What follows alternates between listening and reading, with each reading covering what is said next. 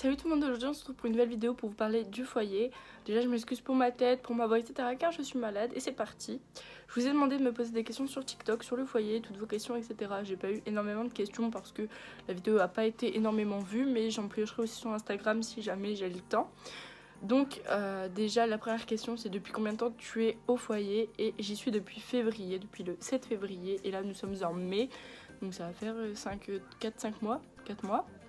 Du coup voilà, j'ai toutes les questions sur mon ordinateur, sur des screenshots, donc je vais y répondre tout de suite, c'est parti. Alors la première c'est, tu te sens pas seule sans tes parents, les potes, les sorties, etc.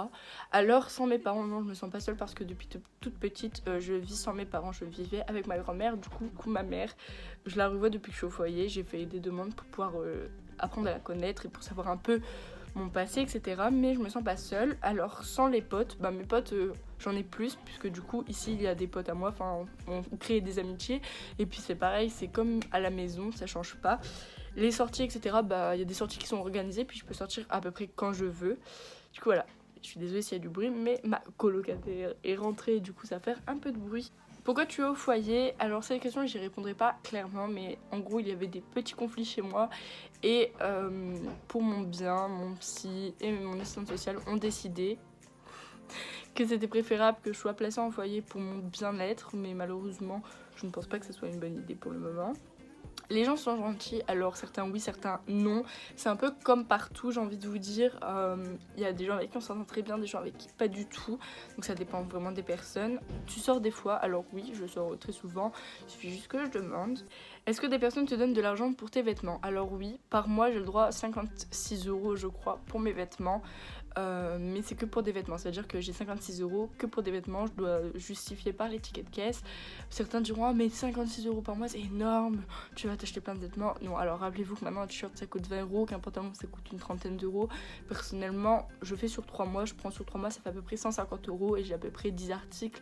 Il faut se dire que dans la vie de tous les jours vous vous rendez pas compte, mais vos parents vous achètent des choses assez naturellement. Par exemple vous allez je ne sais pas où, vous faites les magasins, enfin c'est assez naturel. Et finalement je me suis rendu compte au début, je me suis dit oh waouh c'est énorme, et avec le temps je me suis rendu compte que non, c'était à peu près comme à la maison. Quand tu veux te tatouer par exemple ou faire du shopping, tu te le payes avec quel argent? Alors pour du coup le shopping, je vous l'ai dit, j'ai de l'argent de vêture, ça s'appelle comme ça.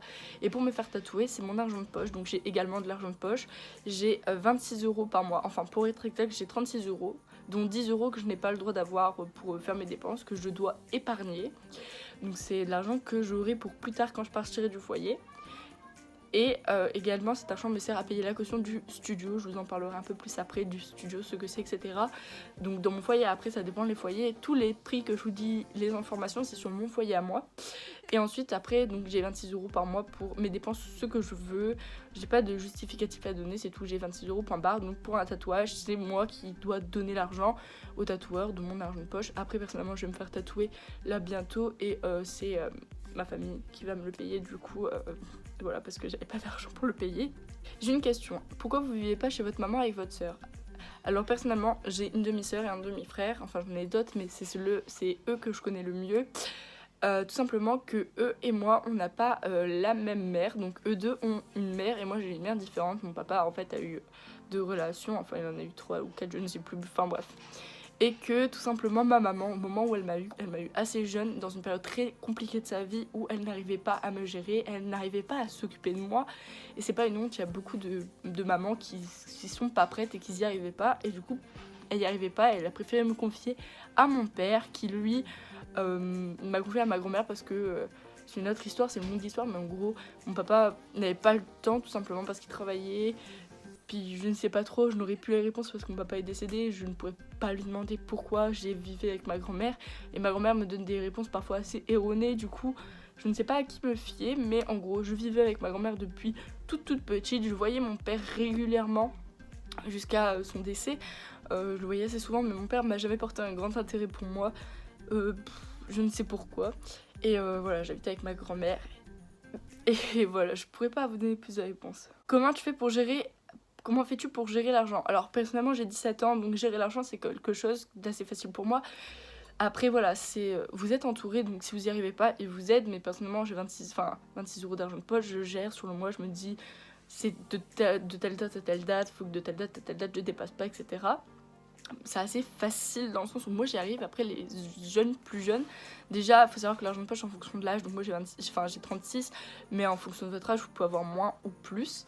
Et j'y arrive parce que c'est quelque chose de, comment dire, ça a vraiment le fait d'avoir de l'argent de poche, le fait d'avoir de l'argent pour telle chose, ça vous donne envie de vous responsabiliser, de faire attention à vos dépenses. Donc pour moi j'ai envie de dire, le conseil que j'ai envie de vous donner c'est de noter vos dépenses, de noter pourquoi, etc. Et à force, ça va devenir assez naturel. As-tu peur de dire que tu es allé dans un foyer? Ta réaction? Alors, est-ce que j'ai peur de le dire? Oui et non. Alors j'ai peur de le dire à plein de monde parce que oui, évidemment c'est quelque chose de mal vu du côté des autres gens, mais moi aussi avant d'y être, j'avais une mauvaise image du foyer personnellement. Maintenant c'est plus du tout la même image, c'est pas du tout ce que j'imaginais. J'ai pas eu peur de le dire à mes proches, mes amis, etc. et sur mes réseaux sociaux parce que voilà, c'est quelque chose, comment dire, qui est trop mal vu et je voulais en parler, je voulais enlever tous ces tabous et les choses qui sont pensées, qui sont fausses. Mais c'est vrai que voilà, c'est quelque chose d'assez mal vu et qu'on m'a regardé souvent en mode mais voilà. Et qu'à chaque fois, c'est énormément de questions qu'on me pose. Ensuite, ma réaction, c'est quelque chose en fait qui s'est fait très rapidement. Ça veut dire que l'assistante sociale m'a proposé cette solution. Elle m'a dit voilà, je te propose la semi-autonomie. Donc je vous en parlerai un peu à la fin. Elle m'a dit ça pourrait se faire, voilà, toi, ton frère, ta soeur dans un foyer, etc. Tu seras entouré, ça va être bien pour toi, etc. Elle m'a dit ça le mercredi et le vendredi. J'étais en cours de physique, je me rappellerai, et là la vie scolaire elle me cherchait, elle me fait on t'attend en bas, tu peux venir, donc j'arrive et tout. Et là il y avait l'assistante sociale, elle me dit ça y est, on va te placer, donc c'est parti, on y va. Moi j'étais en mode mais je suis pas prête, j'étais pas prête psychologiquement, puis j'avais tellement d'autres choses à m'occuper à ce moment-là que mon placement. Et du coup, voilà, je suis allée chez moi très très rapidement et j'ai pris mes affaires. C'était assez déchirant parce que ma grand-mère était très très en colère, elle comprenait pas, elle était pas du tout coopérative, c'était pas quelque chose qu'elle voulait. Ça lui a vraiment foutu les nerfs, mais voilà, à force elle a accepté avec le temps, mais c'est encore quelque chose de compliqué et elle m'en veut quand même beaucoup. Alors, si tu as des voyages scolaires payants, tu fais comment? Alors, c'est le département qui paye, je crois. Donc déjà, je peux demander des aides au lycée personnellement. Mon lycée fait des dossiers et on peut avoir certains voyages gratuits. Mais après, ça serait, je pense, de mon argent de poche. Et je pense que le foyer participe. Après, ça dépend. Je sais pas parce que j'ai jamais encore eu de voyage scolaire. Du coup, je peux pas vraiment répondre. À quel âge t'es allée en foyer PS? T'es trop belle. Alors merci. Et je suis allée en foyer du coup à 17 ans. Faut savoir qu'ici, il y a des jeunes de quelques mois, des petits bébés. Enfin là, il n'y en a pas en ce moment, mais il y en a déjà eu à 18, 19... 20 ans, pas plus. Après, je pense que c'est jusque 21 ans et après vous êtes plus pris en charge. C'est facile de s'adapter, sinon prends soin de toi et bisous. Merci. Alors c'est facile dans le sens où oui, on est assez entouré. Après c'est compliqué de s'adapter aux nouvelles règles parce que c'est des règles, beaucoup de règles, de choses carrées. Et il faut s'adapter comme à n'importe quoi, n'importe qui, comme quand vous allez chez une amie, il faut s'adapter. Oui, on s'adapte assez rapidement, je pense qu'en une semaine, je m'étais habituée et en plus je suis arrivée pendant les vacances parce que c'était le vendredi et après c'était les vacances donc j'ai pu assez bien m'y faire, mais voilà. Est-ce que l'argent que t'as pour les vêtements, tu peux l'utiliser pour la nourriture? Alors comme je l'ai dit plus avant, non, c'est pas possible, c'est pour les vêtements.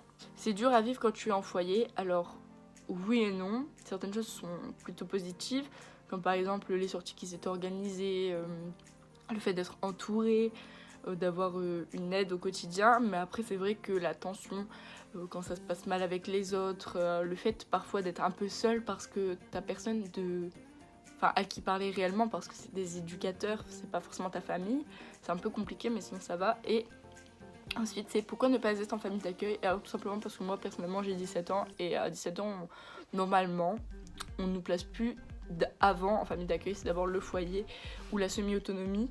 Mais si certaines personnes sont plus jeunes, on peut envisager la famille d'accueil, c'est possible. Après moi, on m'a pas proposé cette alternative parce que j'étais bien trop âgée pour le système. Comment tu te sens là-bas? Alors comme je l'ai dit, pour le moment, je m'y sens plus très bien du fait que je sois en studio. En studio, c'est assez compliqué pour le moment pour moi à gérer. C'est pareil, je le répète depuis tout à l'heure, mais je vous explique à la fin parce que c'est un truc un peu plus complexe et je préfère le dire tout à la fin plutôt que de répondre à des questions, etc. Mais en ce moment, pas très bien, mais au début, je m'y sentais plutôt bien, je me sentais à ma place, mais depuis que je suis au studio, je me sens pas très très bien. Au final, c'est quoi le foyer? Alors, le foyer... Non mais Annabella, je fais une vidéo YouTube là. Je peux rester Non. là. Mais ça fait longtemps que je t'ai pas. Oui, non mais après, s'il te plaît, je vais juste faire une vidéo YouTube et après je t'appelle. S'il te plaît là, j'ai presque... Même pas mal. Si je te jure la vie de ma... Dans mon cas, ça s'appelle une maison d'enfants. C'est pareil qu'un foyer, c'est juste qu'ils ont décidé de donner un peu plus... comment dire moins...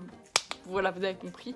Alors le foyer, je dirais, ma définition, c'est une maison avec des éducateurs, des enfants, dans le but soit de préserver l'enfant, si par exemple chez lui ça se passe mal, soit des enfants qui ont tout simplement pas de famille, pas de parents, soit des enfants à redresser, des enfants qui ont une vie compliquée et qui, comment dire, font des bêtises pour se venger de leur vie, j'ai envie de dire ça comme ça.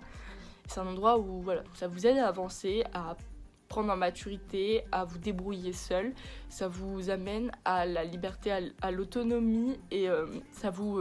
enfin, tout au long de votre foyer, la chose personnellement dans mon foyer qu'on nous apprend, c'est à être autonome et à pouvoir se débrouiller seul quand on rentrera soit chez nous, soit quand on partira de chez nous et qu'on aura notre propre appartement. Que ta famille te manque. Alors mon papa oui énormément, mais il n'est plus là, donc il me manquera toute ma vie. Ma maman elle me manque pas forcément parce que je la connais pas plus que ça, mais c'est vrai que ma grand-mère elle me manque beaucoup, même si au début j'étais en colère contre elle. Enfin, du coup, elle me manquait pas plus que ça, mais c'est vrai que maintenant ma vie d'avant me manque énormément. Alors même si bon, il y a des avantages, il y a aussi des inconvénients, c'est vrai que mon chez moi me manque et je pense que c'est le mal de chez moi tout simplement. Pourquoi tu ne vis pas avec Valentin? Alors Valentin c'est mon petit copain pour ceux qui savent pas. Valentin a 19 ans donc ça serait presque possible, mais moi je suis encore mineure et nous sommes encore tous les deux au lycée. Enfin lui il est en BTS donc voilà, mais on est... pour ma part je suis encore au lycée et on attend en fait tout simplement, moi d'avoir mon bac et lui d'avoir son BTS pour nous prendre peut-être un petit studio plus tard pour vivre à deux et faire nos études tranquillement.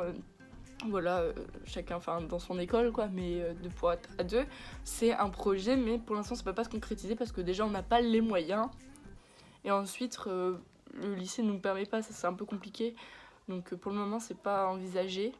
Est-ce que t'es libre en gros, tu peux faire ce que tu veux, sortir etc. et c'est qui paye la machine etc. Alors je sais pas de quoi tu parles de la machine, si tu parles de la machine à laver, elle était là avant que j'arrive, quoi, c'est le foyer. S'il y a une casse, une dégradation, s'il y a besoin par exemple d'un miroir, d'un bureau, c'est le foyer qui paye. Pour ce qui est est-ce que t'es libre? Alors oui, alors je peux sortir, en fait je demande aux éducateurs, je peux sortir de telle heure à telle heure, je rentre, je vais avec un tel à tel endroit. Ils disent oui ou non en fonction si vous êtes sage ou pas. Pour ma part au studio, j'ai le droit de rentrer jusqu'à maximum 22h. 22h30, 40 quand il n'y a pas l'école et 20h quand il y a l'école. Comment ça se passe pour ton tel? C'est qui le paye? Alors moi personnellement mon forfait de téléphone c'est mon papy qui me le paye parce que personnellement il est à 20€ et comme je vous ai dit que j'ai que 26€ par mois comme argent de poche que j'utilise pour autre chose. Donc tout ce qui est des dépenses qui ne rentrent pas dans mon autre budget, par exemple maquillage, tout ça, etc. C'est pas compris dans le budget du foyer. Du coup c'est moi qui me le paye avec mon argent de poche normalement. Et vous avez de l'argent tous les mois donc oui j'ai déjà répondu. Donc voilà, j'ai répondu à peu près à toutes vos questions sur le foyer que vous m'avez posées sur TikTok. Si jamais il y a d'autres questions je pourrais toujours faire une autre vidéo. Et maintenant je vais vous expliquer ce que c'est que le studio. Donc quand je suis arrivée au groupe ado. Il y a 3 groupes, les Moussaillons, les Galaxies, les ados. Donc c'est des groupes, c'est juste les noms des groupes. Mais en gros Moussaillons c'est de tout petit à 8 ans je crois. Après... Galaxy c'est de 8 à 14 et ado c'est de 14 à 16, 17, 18. Ça dépend l'âge et l'autonomie. Et ensuite on peut passer en studio. Les studios c'est des mini appartements. C'est des studios comme on pourrait trouver en ville etc. Machine à laver, sèche-linge, cuisine, frigo, tout comme dans une maison. Alors personnellement dans mon foyer on y est entre 1 et 3, 4 pardon. Il y en a un garçon, un fille. Nous pour le moment on est 3. Mais dans d'autres foyers, je sais qu'il y a des studios vraiment plus pour une seule personne, etc. Un peu plus autonome, etc. Après, ça dépend. Et après, une fois qu'on est passé au studio, on peut passer aux appartements. Donc là, je pense que c'est par 2 ou plus. Mais les appartements, c'est vraiment autonome tout seul. C'est-à-dire qu'on n'a plus les éducateurs qui sont là tous les jours. Enfin voilà, on se débrouille un peu plus. Là, les éducateurs sont toujours là. Mais c'est vrai que moi, je les vois presque plus. Enfin, je les vois pour prendre mes médicaments parce qu'on n'a pas le droit d'avoir des médicaments dans sa chambre, à part la pilule. Et quand j'ai mon argent à demander, c'est à eux que je m'adresse. Mais après, voilà.